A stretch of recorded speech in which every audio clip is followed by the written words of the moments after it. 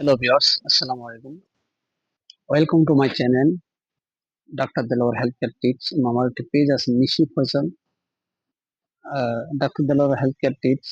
আর একটা পেজের নাম হলো ন্যাচারাল হেলথ কেয়ার বিল।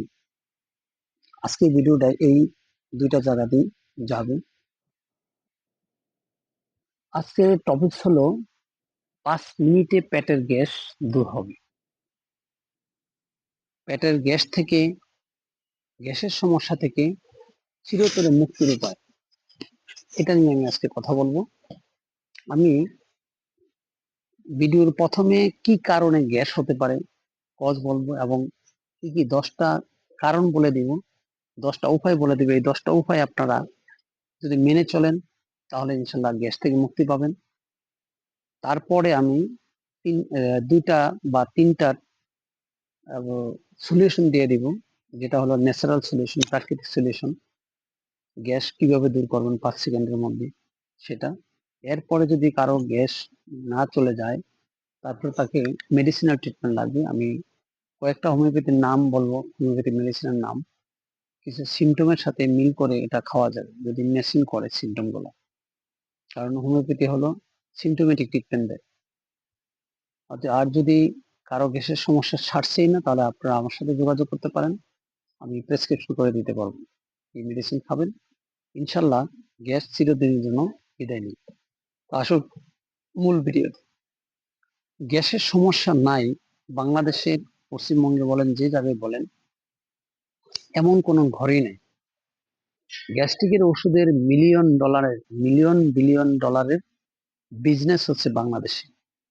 এমন কোনো ঘর খুঁজে পাবেন না যেখানে গ্যাস্ট্রিকের ওষুধ নেই। মানে একটা সমস্যা হলো সাথে সাথে গ্যাস্ট্রিক। গ্যাস্ট্রিকের সমস্যাগুলো আগে বলি।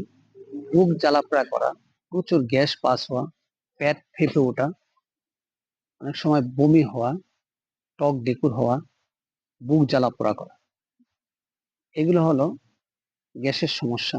এবং একবেলা খাইলে পরের বেলা খাইতে পারেন না, ক্ষুধা লাগে না, ক্ষুধা মন্দা। যদি পেটে গ্যাস থাকে তাহলে এই সিমটম গুলো অ্যারেজ করতে পারে। এখন কথা বলবো কেন আপনার পেটে গ্যাস হবে।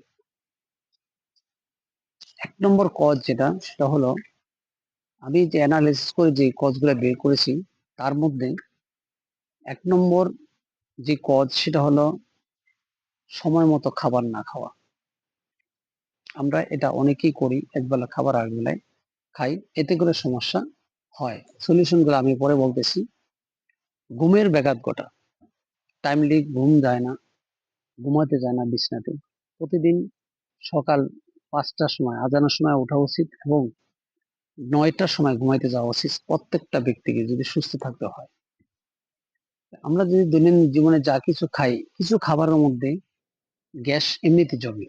যেমন সিমের বিচি, বরবটি, তারপরে আহ মটরশুঁটি। হ্যাঁ, এই খাবারগুলা। আর যদি খাবার কাঁচা কাঁচা রান্না করা হয়, কম রান্না করা হয়, তাহলেও আপনার গ্যাস হতে পারে। যারা অনেকদিন যাবৎ কনস্টিপেশন বা পায়খানা কষা এই রোগে যদি ভুগে থাকেন, অথবা লিভারের সমস্যা নিয়ে থাকেন, তাহলে হতে পারে। খাবার সঠিকভাবে হজম না হওয়া একটা কারণ। তারপরে সকালে খালি পেটে চা অথবা কফি খাওয়া, এতে করে গ্যাসের সমস্যা হতে পারে। খাবার ভালোভাবে চিবিয়ে না খাওয়া, হুম, খাবারের মাঝখানে পানি পান করা, সময় মতো খাবার, যেটা আগে বলছি, সময় মতো খাবার না খাওয়া। তারপরে স্মোকিং করা। স্মোকিং হলো গ্যাস্ট্রিকের একটা সর্বোত্তম এবং সর্বোচ্চ কজ হলো স্মোকিং করা, বা ক্ষুধামন্দা, গ্যাস জমবে। এটা অনেক কাজ আছে, এছাড়াও কজ আছে, এছাড়াও অন্যান্য অনেকগুলা কাজ আছে। কজ আমি এইটা মেনলি এই কজগুলা শেয়ার করলাম। এবার আসেন ন্যাচারালি কিভাবে গ্যাসের ওষুধ না খেয়ে। গ্যাসের ওষুধের অনেক সাইড ইফেক্ট আছে। আপনার 1 নম্বর সাইড ইফেক্ট হলো আপনার হাড়কে ক্ষয় করে, অস্টিওপোরোসিসের দিকে নিয়ে যায়, অর্থাৎ হাড়ের ক্যান্সারের দিকে আপনাকে নিয়ে যাবে গ্যাস্ট্রিকের ওষুধ। যত বেশি খাবেন তত তার হাড় ভঙ্গুর হয়ে যাবে, হাড়ের শক্তি কমে যাবে। এটা কিন্তু পরীক্ষিত, কোনো এটা অনেক রিসার্চও আছে, রিসার্চ বেসড কথা বলা হচ্ছে। এবার আসি আপনার 10টা করণীয় কাজের কথা বলছি। 10টা করণীয় কাজ কি কি আমি বলে দিই। খাবার আগে ও পরে, ইমিডিয়েট আগে পরে পানি খাওয়া। আমরা অনেকেই আছি খাবারের মধ্যে, খাবার মুখে দিলাম, খাবার 1-2 লোকমা দেওয়ার সাথে সাথে আবার পানি খাই। এইভাবে যদি খাই, অথবা খাবার খাইলাম, খাবার একদম শেষ ওই সময় 1 গ্লাস পানি খাই, অথবা খাবারে বসছি, খাবার মুখে দিব তার আগে 1 গ্লাস পানি খাই, এটা করা যাবে না। এটা ফলে কি, আমাদের যে এনজাইম গুলো আছে, এই গ্যাস্ট্রিকের স্টোমাকের মধ্যে যে এনজাইম গুলো আছে, যে ডাইজেস্টিভ এনজাইম বলা হয়, এই এনজাইম গুলো ঠিক মতো কাজ করতে পারে না, এটা ডাইলেট হয়ে যায়, অর্থাৎ এটা পানির সাথে মিশে যায়, তখন এটার কার্যক্ষমতা হারিয়ে ফেলে। তো পানিটা কখন খাবেন আপনারা? খাবারের 40 থেকে 45 মিনিট আগে পানি খেতে পারেন, অথবা খাবারের 1 ঘন্টা পরে পানি খেতে পারেন, তাহলে এই সমস্যা থেকে মুক্তি পেতে পারেন। খাবারের চিবিয়ে চিবিয়ে খাওয়া, আমরা গোগ্রাসে এত তাড়না, এত এত টেন্সের মধ্যে থাকি, এত তাড়ার মধ্যে থাকি যে খাবার চিবিয়ে খাওয়ারও আমাদের সময় হয় না। আমরা মুখ থেকে ডাইজেশন শুরু হয়, এই মুখের লালার সাথে কিছু এনজাইম আছে, পাচক রস আছে, এটার সাথে খাবার প্রপারলি মিশাইতে হবে। অর্থাৎ এই জায়গায় আমাকে খাবারগুলা চিবাইতে চিবাইতে টুকরা টুকরা করে একদম পাতলা করে ফেলতে হবে, যাতে এই খাবারগুলা সহজে স্টোমাকে যে অ্যাসিডের সাথে মিশে যেতে পারে, তাহলে আমরা এই খাবারটা তাড়াতাড়ি হজম হবে। তো অনেক রিসার্চে বলা হয়েছে 32 থেকে 70 বার এই খাবারটাকে চাবাইতে হবে, 1 লোকমা খাবারকে চাবাইতে হবে, কিন্তু আমাদের সেই সময়টা হয় না, আমরা খুব দ্রুত খাবার খেয়ে শেষ করি। খাবারের নির্দিষ্ট টাইমে খাবার না খাওয়া, আমাদের যে শরীর, এটা আসলে ঘড়ির কাঁটা যেমন নির্দিষ্ট টাইম ধরে চলে, বডিরও একটা টাইম আছে, ওয়াইস আছে। বডিরা একজনকে মনিটরিং করে, বডিকে কন্ট্রোল করে, কোন সময় খাবার আসবে, সেই সময় কি কি অ্যাসিড সিক্রেশন করতে হবে স্টোমাকের মধ্যে, এটা ব্রেন থেকে একটা ডিস্ট্রিবিউশন হয়। তো ধরেন আপনার খাবার টাইম দুপুর হলো 1টার সময়, কিন্তু আপনার খাবার খাইলেন 3টার সময়, তো 1টার সময় আপনার পাচক রস বা অ্যাসিড এগুলো সিক্রেশন হয় স্টোমাকের মধ্যে, যেটা হজম করে খাবারকে। তো আপনি, এটার আবার একটা নির্দিষ্ট টাইম আছে, নির্দিষ্ট টাইম মধ্যে সিক্রেশন হবে, থাকবে, এরপর এটা নিউট্রাল হয়ে যাবে। আপনি যদি খাবার এই 1টার পরিবর্তে খান 3টা বা 4টার সময় দুপুরে খাবার, তাহলে তো আপনার ওই অ্যাসিডের সাথে মিশ্রণ হইলো বা না, নির্দিষ্ট যে এনজাইম গুলো সিক্রেশন হয় এগুলোর সাথে মিক্স হয় না, তাহলে খাবারটা কি হয়, হজম হয় না। হজম না হলে এখানে ডাম্পিং অবস্থা থাকে স্টোমাকের মধ্যে, এটা পচে এখানে কতগুলা গ্যাসের সৃষ্টি হয়।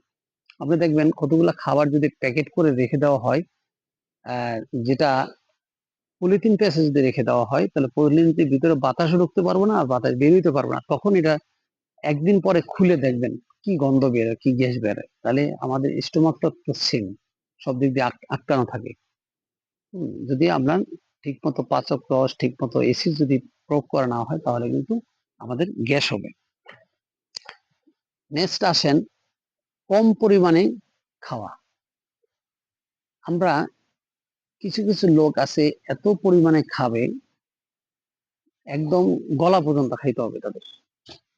আমাদের নবী হযরত মুহাম্মদ সাল্লাল্লাহু আলাইহি ওয়াসাল্লাম বলছেন, খাবার, পেটটাকে, আমাদের যে পেট আছে এটাকে 3 ভাগে ভাগ করতে হবে, 1 ভাগে খাবার দিতে হবে, 1 ভাগে পানি দিতে হবে, আর 1 ভাগ খালি রাখতে হবে সবসময়। এইভাবে যদি খাই, এটা 1400 বছর আগে বলে গেছে, এখন ডাক্তার এটা প্রুভ করছে, রিসার্চার এটা প্রুভ করে দেখছে যে এইভাবে খাইলে একটা ব্যক্তি কখনোই অসুস্থ হবে না, পেটের পীড়া কখনো হবে না। বৈজ্ঞানিকেরা এগুলো রিসার্চ করে দেখছেন, অন্তত 1/3 ফাঁকা রাখতে হবে। আর আমাদের নবী বলছে সেম কথা, 3 ভাগের 1 ভাগ ফাঁকা রাখতে হবে, আর 1 ভাগ খাবারও খাইতে হবে, আর 1 ভাগ পানি খেতে হবে। তো পানির কথা তো বলে দিয়েছি কোন টাইমে পানি খেতে হবে। কিন্তু অনেক সময় এত পরিমাণে খান আপনারা, যেই পরিমাণে ডাইজেস্টিভ জুস সিক্রেশন হয় বা অ্যাসিড, হাইড্রোক্লোরিক অ্যাসিড সিক্রেশন স্টোমাকে, এটা আপনার পুরা খাবারটাকে হজম করতে পারে না। আপনি যদি ওভার ইটিং করেন তাহলে তো আপনার গ্যাস হবেই, হজম না হলে তো এটা পচে গলে গ্যাস হয়ে যাবে।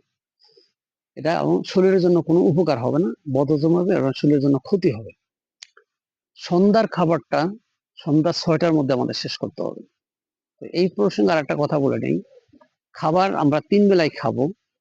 সবচেয়ে বেশি খাবার খাইতে হবে সকালের টাইমে, তারপর দুপুরে তার চেয়ে একটু কম, আর রাতের বেলা দুপুরে যা খাবেন তার অর্ধেক বা আরো কম পরিমাণে কম খাবেন। রাতে যদি কম খাওয়া যায় তাহলে শরীর সুস্থ থাকে। কারণ হলো আপনার সকালের টাইমে আমাদের যেই শক্তিগুলা থাকে, স্টোমাকের যে শক্তি থাকে, এই শক্তির হজম শক্তি যেটা, এটা আবার দিনের মধ্য অংশে কমে, তারপরে একদম লাস্টের অংশ অর্থাৎ রাতের দিকে আরো বেশি কমে যায়। এই জন্য রাতের দিকে কম খাবার খাইলে আপনার এই গ্যাস থেকে মুক্তি পাবেন।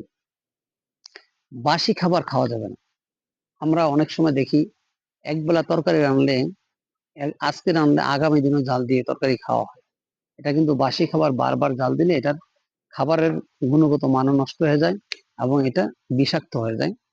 বিশেষ করে বিশেষ কিছু খাবার নিয়ে আমি কথা বলছি এর আগে, যেমন মুরগির মাংস, ডিম, পালং শাক, এই জাতীয় কিছু আলুর তরকারি, এগুলা বিষে পরিণত হয়ে যায়।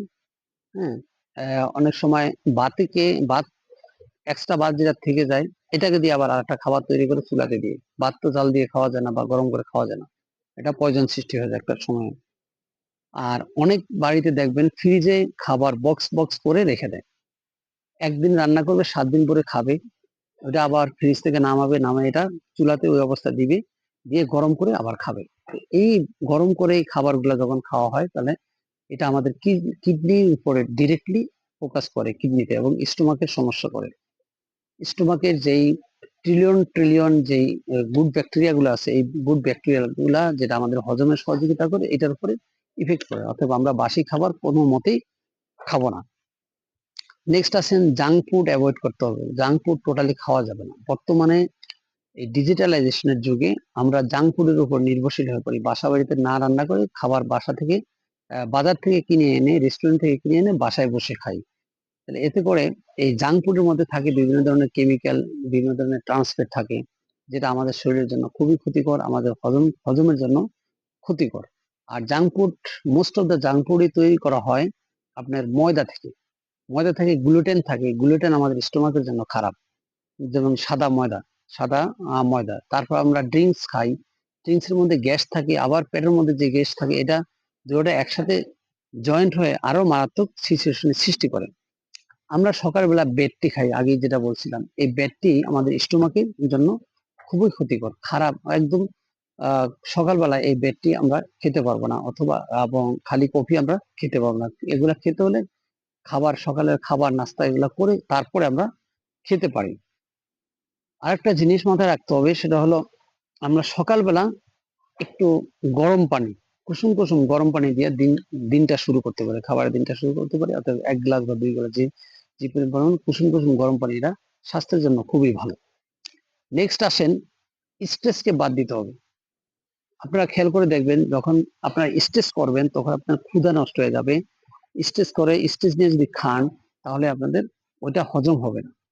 আপনার এই যে হাইড্রোক্লোরিক অ্যাসিড বা পাচক রস, এগুলো কিন্তু সিক্রেশন হবে না। তাহলে এটা কি হবে, এটা পচে এটা গ্যাসের সৃষ্টি হবে, এভাবে গ্যাস হবে। তাহলে স্ট্রেসকে বাদ দিতে হলে আপনাকে কিছু কাজ করতে হবে স্ট্রেস ফ্রি থাকতে হলে। সেটা হলো গরিবকে সহযোগিতা করতে হবে, তারপর নিজেকে সময় দিতে হবে, যোগা করতে হবে, মেডিটেশন করতে হবে, কিছু ট্যুরে যেতে হবে, ভ্রমণ করতে হবে, এবং গরিব মানুষের সহযোগিতা, আত্মতুষ্টির জন্য সহযোগিতা করতে হবে। বিভিন্ন ধর্মীয় অনুশাসন মেনে চলে কাজ করতে হবে। আবার স্ট্রেস থেকে দূর করার জন্য আপনি ট্যুরে যেতে পারেন, বিভিন্ন জায়গাতে, বিভিন্ন দর্শনীয় স্থানে ট্যুরে যেতে পারেন, তাহলে স্ট্রেসটা রিলিজ হবে। পরিবারের মানুষের সাথে সম্পর্ক ভালো করতে হবে, আত্মীয় স্বজনের সাথে সম্পর্ক ভালো রাখতে হবে, তাহলে স্ট্রেস ফ্রি থাকতে পারবেন। নেক্সট আসেন শারীরিক পরিশ্রম, কসরত বা এক্সারসাইজ। অনেকেই এই ব্যস্ততার দিনে আমরা শারীরিক পরিশ্রমের কথা চিন্তা করি না। দেখেন, আমরা খাই 3 বেলা 4 বেলা খাই, 5 বেলা 6 বেলাও খাই অনেকে, কিন্তু আমার শারীরিক এক্সারসাইজ যদি না করি, এটা যদি ফুয়েল না করি, তাহলে এক্সারসাইজ না করলে বা পরিশ্রম না করলে আপনি এগুলা কিভাবে হজম হবে আর কিভাবে বা বডির কাজে লাগবে? এরকম দিনের পর দিন খাইতে খাইতে এগুলা ওভার ইটিং করতে করতে বডিতে ফ্যাট জমে, এক্সারসাইজ না করে ফুয়েল না করার জন্য এগুলা জমতে থাকবে। বডি হজম করলেও এটা কোথায় ফালাবে যদি ফুয়েল না করে? এই জন্য আমাদের পরিশ্রমটা মাস্ট। কিভাবে পরিশ্রম করতে হবে? এক্সারসাইজ করতে হবে, জিমে যেয়ে করতে পারেন, সাঁতার কাটতে পারেন, দৌড়াতে পারেন, জগিং করতে পারেন। হুম, এই কাজগুলো আপনাকে অবশ্যই করতে হবে, তাহলে আপনি হজমের সমস্যা থাকবে না। পর্যাপ্ত পরিমাণ পানি পান করা। আমরা একটা সুস্থ লোকের কমপক্ষে 12 গ্লাস পানি খেতে হয়, এবং এটা সময় কালে স্থান ভেদে এটা আপনার বেশি কম হতে পারে। আপনি যদি মিডল ইস্টে চাকরি করেন, গরমের দিনে 45 ডিগ্রি সেলসিয়াস তাপমাত্রা, তখন আপনার পানির পরিমাণ আরো বেশি হতে পারে। আবার শীত প্রধান দেশে এটা কম, 2 লিটার হলে হয়, 8 গ্লাস পানি খেলেও হয়। তো এবার এই যে কথাগুলো বলছি, এগুলা আপনাকে মেনে চলতে হবে। মেনে চললে আশা রাখি আপনার গ্যাস থাকার কথা না, গ্যাস থাকবে না। এবং এর আসলে 3টা সলিউশনের কথা তাৎক্ষণিক ভাবে আমি বলেছিলাম, 5 সেকেন্ডের মধ্যে গ্যাস কমে যাবে। এটা করার জন্য প্রথমে আপনাকে হাফ গ্লাস বিশুদ্ধ পানি নিতে হবে। এটার মধ্যে একটা লেবুর অর্ধেক কেটে এই লেবুটা চিপে পানি রসগুলো এটার মধ্যে দিতে হবে। তারপরে হাফ চামচ, চা চামচের হাফ চামচ খাবার সোডা, যেটাকে বেকিং সোডা বলা হয়, খাবার সোডা এই পানির মধ্যে দিয়ে গলে এটা খাবেন। এটা একটা ইনুর মতো কাজ করবে। এটা যদি গ্যাস বেশি হয়ে থাকে 2বার খাবেন, আর যদি গ্যাস কম থাকে তাহলে একবার করে, দিনে একবার করে খাইলে হবে। এটা কয়দিন খান, আর গ্যাস থাকা অবস্থা খাইলে 5 মিনিটের মধ্যে রিলিফ হয়ে যাবে। সেকেন্ড থিং হলো, এক চা চামচ জোয়ান লাগবে। জোয়ান একটা শস্য দানা, জোয়ান আমি ছবি দিয়ে দেবো ভিডিওতে। আর এটার সাথে 1 চা চামচের 1/4 ভাগ পিঙ্ক সল্ট দিতে হবে, মিক্স করে মিশিয়ে তারপর এটা খেয়ে ফেলতে হবে। যদি এটাও না করতে পারেন, তাহলে যে সরষা দানা আছে, এই সরষা দানা কড়াইতে নিয়ে ভেজে নিতে হবে। ভেজে নিয়ে একটা বোতলে করে রেখে দেবে, কাঁচের বোতলে বা কাঁচের বয়মে রেখে দিতে হবে। খাবারের সময় খাবারের উপরে অর্থাৎ তরকারি রান্না করার সময় ওখান থেকে কিছু অংশ দিয়ে দিতে হবে। যখন আপনি ভাত খাইবেন তখনই কিছু এই ভাজা সরষা সাথে দিয়ে খেতে পারেন। এতে করে আপনার গ্যাসের সমস্যা দূর হবে। এরপরে যদি কারো গ্যাসের সমস্যা থাকার কথা না, যদি থাকে, তাহলে আমার সাথে যোগাযোগ করতে পারেন। আমি হোমিওপ্যাথিক ট্রিটমেন্ট দেই। তো গ্যাসের সমস্যার জন্য কয়েকটা মেডিসিনের কথা বলবো। প্রথমে আসি আপনার কার্বোভেজ। কার্বোভেজের একটা স্পেসিফিক সিমটম হলো, সেই গ্যাস হাঁপায় থাকবে, টক ডেকুর উঠবে, কিন্তু সেই পায়খানা রাস্তা দিয়ে গ্যাস বের করবে। লাইকোপোডিয়াম, সেই গ্যাস বের করবে উপরের দিকে, আপনার পেটের উপরের অংশে গ্যাস থাকবে, নিচের অংশে না। কিন্তু কার্বোভেজ নিচের অংশে থাকে, হ্যাঁ, এবং নিচ দিয়ে গ্যাস বের হয়। তো এটার জন্য লাইকোপোডিয়াম খাইতে হবে। পাওয়ার প্রত্যেকটাই 30 পাওয়ার দিয়ে শুরু করতে হবে। দিনে 3 ফোঁটা, 3বারে 3 ফোঁটা খাইতে হবে, সকাল দুপুর রাতে। এরপরে আসেন চায়না। যদি পুরা পেটে ফুলে যায় গ্যাসের কারণে, তাহলে চায়না খাইতে হবে 30, তারপর 200। প্রত্যেকটাই 30 খাওয়ার পরে তারপর 200 খাইতে হবে। 200 খাইলে 1 ফোঁটা করে খাইতে হবে, দিনে 1 ফোঁটা। এরপরে এটার সাথে আপনাকে রাতের বেলা নাক্স বোম খেতে হবে, মাদার টিনসার। হম, যে গ্যাস কোনো মতেই কমছে না, পায়খানাও কষা নাই, কন্ট্রোল হচ্ছে না, তখন আপনার নাক্স বোম, শুধু নাক্স বোম খেতে হবে। এটা খালি ঘুম ঘুম হবে, আপনার ঘুমের হবে, মিটাবে। তো এগুলা অনেক আরো সিমটম আছে, স্পেসিফিক এভাবে দেওয়া যায় না। এই মেডিসিনের কথাই নাম বললাম। তারপরে এটা কোনো রেজিস্টার ডাক্তারের কাছে শরণাপন্ন হয়ে আপনারা গ্যাসের হোমিওপ্যাথিক মেডিসিন খাইলে ইনশাল্লাহ কন্ট্রোল হয়ে যাবে কয়েকদিনের মধ্যে। তো আশা রাখি ভিডিওটা ভালো লাগবে। ভালো লাগলে আমার ভিডিওটা অন্যকে দেখার সুযোগ করে দিন, শেয়ার করে দিন। আজ এ পর্যন্ত, আবার দেখা হবে নতুন কোনো ভিডিওতে। সে পর্যন্ত সুস্থ থাকবেন। আল্লাহ হাফেজ।